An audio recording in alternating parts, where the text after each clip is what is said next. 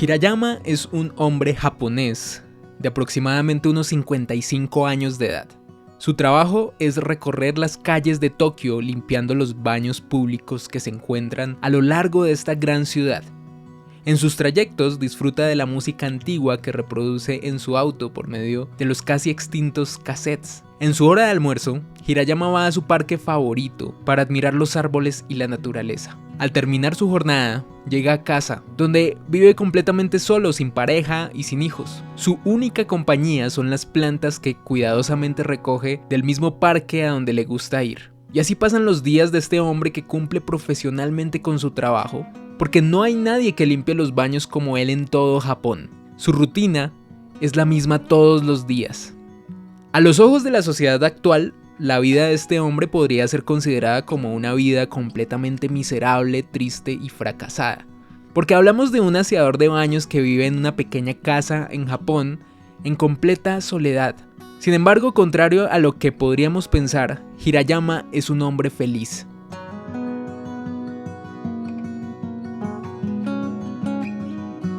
Este es el argumento de una película llamada Días Perfectos, y la razón por la que esta película causó un impacto positivo en los festivales de cine en el año 2023 es porque como sociedad no estamos acostumbrados a la idea de la soledad como algo positivo.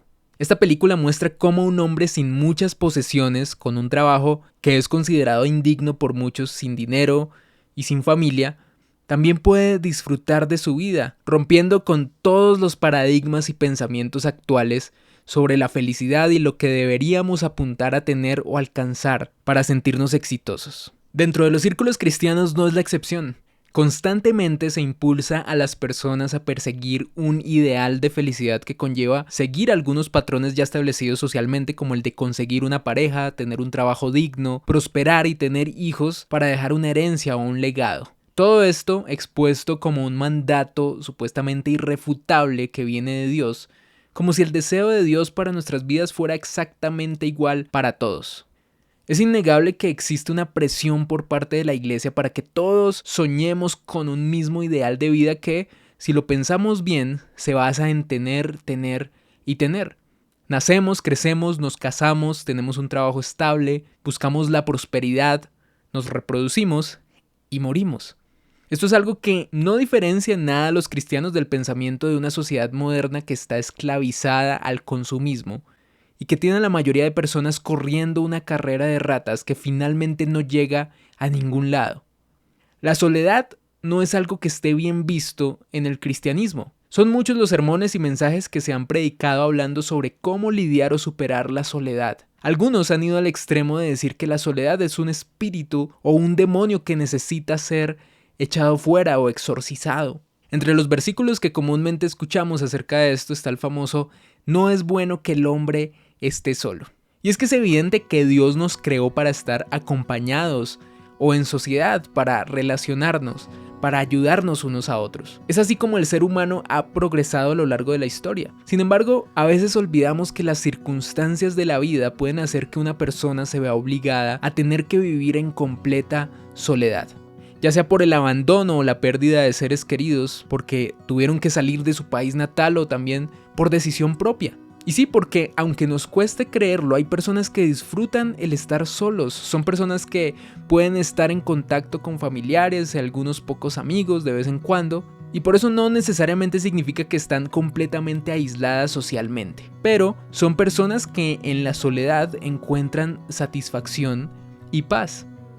Ahora, sea cual sea el caso, el estar solos parece haber sido satanizado a tal punto que se considera un mal que muchos cristianos piensan que va contrario a la voluntad de Dios para nosotros.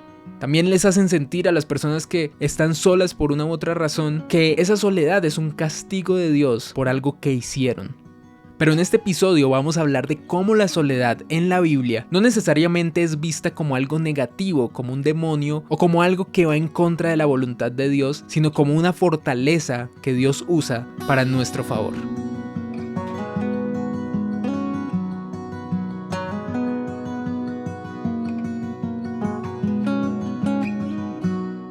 La soledad es un estado en el que estamos aislados voluntaria o involuntariamente sin ningún tipo de compañía. Cuando la soledad llega de manera inesperada por algún suceso en el que terminamos con una pareja, cortamos lazos con un amigo, o somos abandonados o traicionados por aquellos con quienes creíamos que contábamos en un momento importante, la viudez que llega de repente cuando se pierde a una esposa o un esposo antes de tiempo, todas estas son experiencias dolorosas y tristes. Muchas personas han tenido que salir de sus países como exiliados o por necesidad, completamente solos para buscar mejores oportunidades, y los choques culturales o la barrera del idioma hacen que esa soledad se sienta como algo negativo porque no estaba en sus planes estar solos.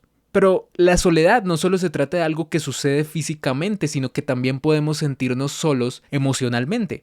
Por ejemplo, si estamos padeciendo una enfermedad y todos a nuestro alrededor están sanos y gozan de buena salud, nos sentimos solos porque nadie nos entiende, nadie más que nosotros sabe lo que estamos viviendo, y esto puede ser una experiencia negativa. Como cristianos es común sentir que en las crisis o en los momentos de prueba, Dios no está o Dios nos abandonó. El mismo Jesús sintió esto en sus últimos momentos. En la cruz, Jesús se sintió abandonado y solo. Todos conocemos esa frase que hace parte de una de las últimas palabras que pronunció colgado del madero. Padre, ¿por qué me has abandonado? Jesús no solo se sintió abandonado por Dios, sino que fue abandonado por casi todos sus discípulos y seguidores que lo habían acompañado durante todo su ministerio. Y esto por supuesto generó una desilusión e impotencia que se reflejaron en esa demoledora pregunta que Cristo elevó al cielo. Sentirnos traicionados por aquellos en quienes confiamos y nos abandonaron en momentos clave hacen que el sentirnos solos se convierta en una experiencia negativa porque viene acompañada de dolor y decepción. Lo cierto es que en la Biblia encontramos que la soledad no es del todo una experiencia o un proceso negativo por el que pasamos. A través de varios relatos que encontramos nos damos cuenta que los periodos de soledad que atravesaron algunos profetas y grandes personajes cuyas historias son muy bien recordadas son un periodo necesario para su aprendizaje y el cumplimiento de sus propósitos. Una de estas historias es la de José. Traicionado y abandonado por sus hermanos, el periodo de soledad que tuvo que pasar en la cárcel fue el preámbulo perfecto que Dios usó para convertirlo en el segundo después del rey de Egipto, es decir, después del faraón.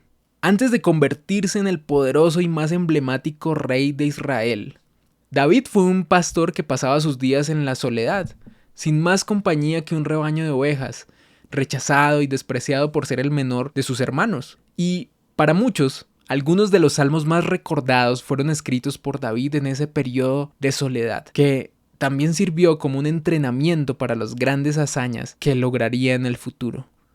Moisés pasó años también como pastor antes de tener el encuentro con la zarza ardiente donde Dios le da su llamado. Elías, mi ejemplo favorito, justo después de su victoria sobre los profetas de Baal, tuvo que huir al desierto amenazado de muerte. Y dice la Biblia que se sentía tan solo y tenía tanto temor que le pidió a Dios que le quitara la vida. A veces los periodos de soledad, cuando viene acompañada de una experiencia negativa, nos hace cuestionarnos nuestra propia existencia y nuestro propósito. Ahora, hay un patrón común en todos estos hombres y es que ninguno de ellos sentía que encajaba en algún sitio. Eran diferentes, fueron rechazados y menospreciados por ser o pensar diferente al resto, por romper los esquemas, por salirse del molde de lo que la sociedad de su época les pedía. El mismo Jesús estuvo 40 días en un desierto, en soledad. La Biblia no nos da muchos detalles sobre lo que pasó en ese periodo de tiempo tan largo, más allá de las tentaciones que tuvo que vencer, pero en los evangelios queda claro que este tiempo en el desierto sirvió como el antecedente para el gran ministerio de Jesús y fue determinante para establecer las bases de su propósito y su identidad como hijo de Dios. La soledad no es algo negativo. Estas historias nos enseñan que la soledad es un estado, una antesala a algo más grande que Dios tiene para nosotros. Cuando sentimos que no encajamos, que no nos podemos acomodar en ningún molde que la sociedad nos pide o establece y somos rechazados o menospreciados y quizás no encontramos círculos sociales, ni siquiera en una iglesia, tal vez significa que nuestro llamado y propósito es algo grande. Y esa soledad es un estado necesario que podemos asumir y además disfrutar.